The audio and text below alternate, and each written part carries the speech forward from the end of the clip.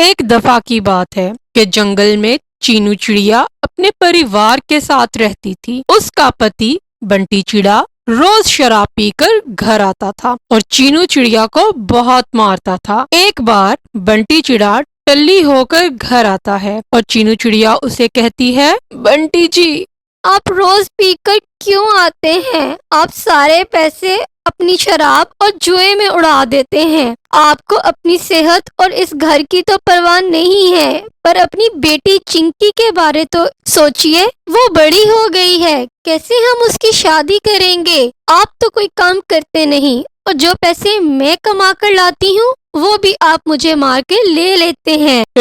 چپ کر جا، کب سے چی چی کری جا رہی ہے؟ جا تجھے جو کرنا ہے کر لے اپنی بیٹی کے ساتھ، مجھے تم دونوں میں سے کسی کی فکر نہیں ہے، سمجھی تم؟ اور مجھے پیسے دے، مجھے شراب پینی ہے۔ چل جلدی کر، ادھر پیسے دے مجھے، جتنی بھی چوڑیاں بیچ کر آئی ہے سارے پیسے نکال دے۔ نہیں، آج میں آپ کو ایک پیسہ بھی نہیں دوں گی۔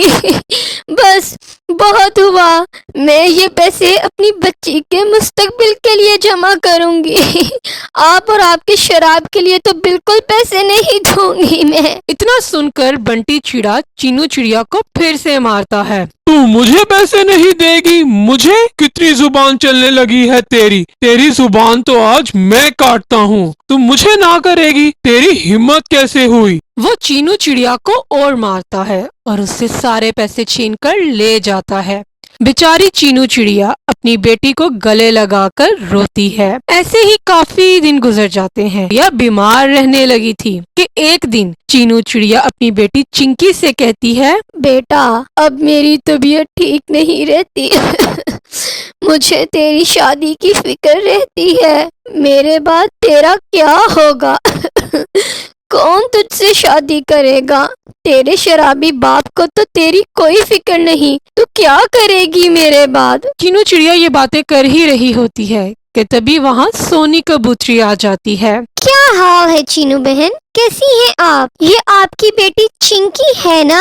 میں اپنے بیٹے سونو کبوتر کا رشتہ لے کر آئی ہوں۔ مجھے چنکی چڑیا جیسی خوبصورت، سگڑ، شریف اور پڑھی لکھی چڑیا ہی چاہیے تھی۔ یہ سن کر چینو چڑیا بہت خوش ہو جاتی ہے اور سونی کبوتر کو رشتے کے لیے ہاں کر دیتی ہے۔ اب چنکی کی شادی کے دن قریب آ جاتے ہیں۔ ایک دن چینو چڑیا بے ہوش ہو جاتی ہے۔ اس کی بیٹی چنکی اسے ڈاکٹر کے پاس لے کر جاتی ہے۔ ڈاکٹر چینو چڑیا کو چیک کرنے کے بعد چنکی کو کہتی ہے، آئی ایم سوری چنکی، ہم نے بہت کوشش کی پر آپ کی ماں کو نہیں بچا سکے، ہارٹ اٹیک کی وجہ سے ان کی موت ہو گئی ہے۔ یہ سن کر چنکی چڑیا رونے لگتی ہے۔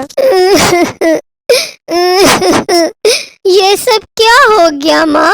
تم مجھے چھوڑ کر کیسے چلے گئی؟ آپ کی موت کی ذمہ دار میں ہوں۔ آپ کو میری شادی کی فکر کھائی جا رہی تھی اور اب تو میری شادی ہونے والی تھی نا، پھر بھی آپ چلی گئی۔ تبھی اس کا باپ وہاں آ جاتا ہے۔ مجھے معاف کر دے بیٹا، میری بری عادتوں کی وجہ سے تیری ماں تجھے چھوڑ کر چلے گئی، مجھے معاف کر دے، مجھے اپنی غلطی کا احساس ہو گیا ہے۔ بنٹی چڑیا چینو چڑیا کا انتم سنسکار کر دیتا ہے اور چنکی سے کہتا ہے، بیٹا تیری شادی میں 1-2 دن ہی بچے ہیں، میرے پاس تو پیسے بھی نہیں ہیں، تیری شادی کیسے کروں گا؟ ساری عمر بس اپنی شراب کی ہی فکر رہی مجھے معاف کر دینا بیٹا، اب مجھے کچھ سمجھ نہیں آ رہا، تیری شادی پہ کیا کروں؟ تب چنکی اپنی ماں کا ایک صندوق لے کر آتی ہے۔ پاپا یہ لیجئے، اس میں ماں نے میرے لیے کچھ پیسے اکٹھے کیے تھے اور کہا تھا کہ جب میری شادی ہو